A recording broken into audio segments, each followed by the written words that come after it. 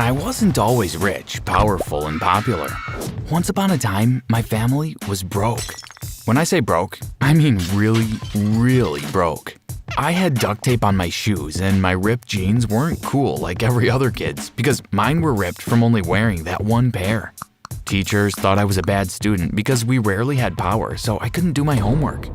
But before I continue my insane story, remember to subscribe and hit that notification bell so you never miss out on a crazy story like this one.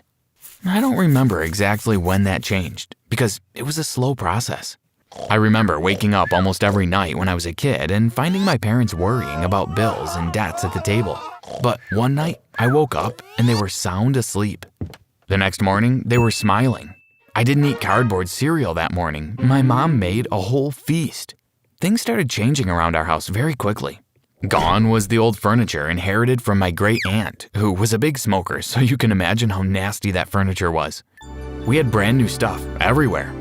I got all new clothes, and expensive ones too. Our pantry was stocked, full of foods I always saw my classmates eating. All the best snacks. I wasn't embarrassed to invite friends over anymore. One day I came home from school, and I got scared because everything was gone and my mom was standing at the door with suitcases. "Did we get evicted?" I asked with a shaky voice while my eyes started getting kinda teary. It wouldn't have been the first time. My mom just laughed and pointed at a really cool car pulling up. The window of the brand new car rolled down and I saw my dad sitting there, looking pretty smug. My mom grabbed my hand and we ran to put our stuff in the car and hopped in. That was the day we moved into the mansion. My parents had bought this incredibly luxurious place and I felt like the main character in a movie. They even put me in a private school. I was scared the first day because I saw all these kids with expensive clothes, bags, and phones, and I was used to being the poor kid in my little public school downtown. To my surprise, I was the richest kid there. Everyone flocked to me and wanted to be my friend. The only awkward moments I had at that school was when they asked me what my parents did for a living. That's when it hit me. I actually didn't know. I just said they owned their own business. I didn't know that would turn out to be true. When I was in high school, my parents became a bit strict. Not the traditional be home by 7:30 sharp way. See, rich kids live for the thrill. What was the most thrilling thing we had access to that wouldn't ruin our lives, possibly forever? The poor neighborhoods. Kids in my grade loved to throw parties in abandoned buildings or under bridges in the poor neighborhoods. To my terrible disadvantage, that was the one thing my parents were strict about. "Because it's dangerous. There's so many kidnappings there, dear," said my mom every time I asked why I wasn't allowed to go there. There was a party coming up soon in an abandoned warehouse in the poor side of town. I don't think my parents thought their parenting method through because the thrill of going there was much bigger for me than for my classmates because they forbid it. I pretended I was going to be working out in our home gym late at night, but when my parents went to sleep on the other side of the mansion, I slid down a drain pipe and slipped into our garage, taking out my least expensive car. Hey, I knew it was dangerous. I didn't want to catch the wrong people's attention. The beautiful sound of cop sirens, ambulances, and fights. I drove through the night and towards the abandoned warehouse that would be our venue that night. When I got there, the music was booming and everyone was having a blast. I grabbed a drink, danced, talked to some friends, and chatted up pretty girls all night. It was awesome. I was grabbing a bottle of water from the coolers when I felt the atmosphere in the room shift. I looked at the entrances and saw they were sort of blocked by these guys I had never seen before. There was one on each door. People around me started getting more and more nervous. If the men had been younger, my classmates would have wanted to fight them, but these guys were actual adults, which made it kinda creepy. Suddenly, the music stopped and flashlights turned on. Really bright ones that blinded us. People started screaming and running to try and find the exits. I ran too, but I felt someone grab me by the back of the shirt. And then my arms were behind my back and I was being pushed into the back of a van. Something blunt hit my head and I was out cold. I woke up on a thin mattress with a rock-hard, crusty pillow. My head was killing me. I stood up and found that I was in something like a jail cell with bars and everything. "Where am I? Somebody help me!" I shouted out, but nobody came. I made as much noise as I could to get anybody's attention, but nothing. Were my parents right about this place being dangerous? Did I get kidnapped? I screamed for hours with no response. I was exhausted when a man showed up and threw some food and a burner phone into my cell. "Call your parents," said the grumpy man before walking out as I stuffed my mouth full of food. My hands were shaking as I dialed in my mom's number, and I could feel my heart beating out of my chest with every ring. Hello? Who is this? I heard my mom ask in a shaky voice. "Mom, it's me." I half laughed, half cried as I had tears streaming down my face. Nikki! Gasped my mom. I told her what happened, and she said she and my dad would do everything in their power to get whoever took me to set me free. The man who was there before came back and motioned for me to give him the phone. He had the phone between his shoulder and cheek as he took the keys from his back pocket and opened the door to my cell. He waved his hand, but I'm sure he looked puzzled. "You're free to go, kid," he said. I didn't know whether to walk or run, so I ran, of course. I ran down a corridor with only one huge door at the end of it. I pushed through the door and couldn't believe my eyes. It was like a huge hangar. You'd expect a place like that to be sorta quiet because of its size, but it was insanely loud. There were wails and cries all around me. The place was divided into small sections. I ran through them and saw what was in the little cells. They were kids. I saw some of my classmates and kids from other schools, all filthy rich. They weren't hurt or anything, they were just complaining as usual, but multiplied times 100 because they had their phones taken away and some were scared because they had no idea what happened to them. I found one of my friends that I had just been with before we were taken. He was rocking back and forth in his little cell. "What happened to you, man?" I asked him while sitting on the floor next to his cell. He clutched the bars and I saw the fear in his eyes.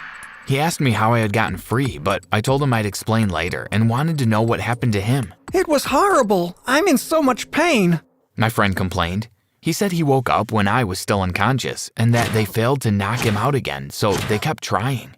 They had thrown him and a bunch of other kids in here and hadn't given them food or water in hours. I was confused. Why was I alone, and why did I get to call my parents? Why did I get some sort of special treatment? I walked back to my cell and found that the guy who had given me food was still there. "Give me the phone," I said, not afraid anymore, because I had the feeling that nothing was going to happen to me. The guy handed it over like it was nothing. I dialed my mom's number and she picked up with a voice as scared and worried as before. "Mom, why are they treating me better than everyone else here? What's the difference between me and them?" I asked her sternly. There was silence, and then a sigh. We'll be there in 15. She said before hanging up the phone. I was pacing around my cell, not because I couldn't go anywhere, but because all the cries for help were annoying me. My parents both walked in, looking very severe. You're being treated better because... My mom started, but then she looked at my dad as if expecting him to complete her sentence. "Because you're our son, and we run this whole thing here," My dad said. I'll be honest, none of that processed in my brain. I sat down on the hard mattress, expecting them to continue. "We needed cash, and your mother had a little incident with some rich daddy's girl, so we kept her for a while and her father paid a ransom," Explained my dad.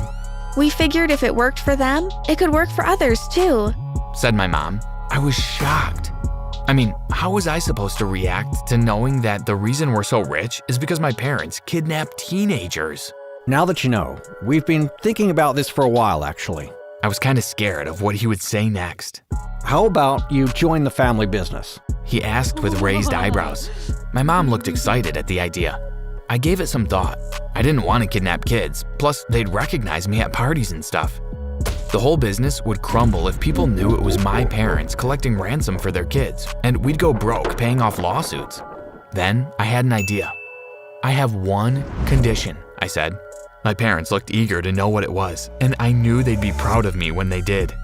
The next day, I was walking down a highway wearing torn clothes and with my hands bound behind my back. It was scorching hot, and the dirt I had smeared all over my face was starting to get annoying. When are they gonna show up? I asked myself. Then I saw the flashing red and blue lights in the distance. A cop car was coming to pick me up. They put me in the back seat carefully and questioned me at the station. I was scared they'd trick me into saying something I wasn't supposed to, but that fear melted away after a few hours in the interrogation room with the detective. My parents picked me up and we acted as if we hadn't seen each other in days, as if they thought I was dead. It was an impressive performance, in my opinion. As soon as we got home, I took a nice long shower and then we went straight into my parents' study to plan the kidnapping I had in mind. You see, kids were too risky. If they recognized me, we were toast. Who would I never run into unless I went out of my way? Rich old men. I had a type of rich old man in mind too. The kind that just got married to his young new wife and hasn't had the chance to change his will because right now he feels like he will live forever. All I needed was a suit and a little conductor's hat. Our target's driver was waiting for him in the car, so all I had to do was pull him out of there and take his place. One of my parents' workers dragged him away. The old man didn't even look at me and went straight to reading the newspaper after he told me where we were going. I could already tell this was gonna be a piece of cake. I pretended I made a wrong turn and told the old man we'd have to go a different route. Wait, who are you? What happened to Jasper? The old man asked me, puzzled. He asked me to sub in for him, sir. He was feeling under the weather, I replied calmly. The old man grunted and went back to his newspaper. We have arrived at our destination, sir, I said as I parked the car. Wait a minute, this isn't… The old man started saying before being cut off by my mother pulling a sack over his head and pulling him out of the car. My parents and I were walking the man into the building when we heard sirens. In an instant, we all had cops on us. They handcuffed us and threw us into the back of their cars. Mom, Dad, I shouted in fear. They assured me everything would be all right. I knew it would, only for me though. The detective took off my handcuffs. You did a good job, kid, he said before we drove to the police station. Later that day, they let me go and I went to visit my parents. I gave them both the same little speech. Mommy, Daddy, I will do everything I can to get you out of here, I cried to them. Remember that I said the fear melted away after I was interrogated? Well, of course it did. You're not afraid when you have nothing to hide. And the detective got every ounce of information out of me. He made me see things in a different light. If my parents were both in prison, all their money would go to me, their only son. All I had to do was cry a little every month when I went to visit them, and then I could go home and live like a king now that I had enough money for 3 millionaires to be satisfied.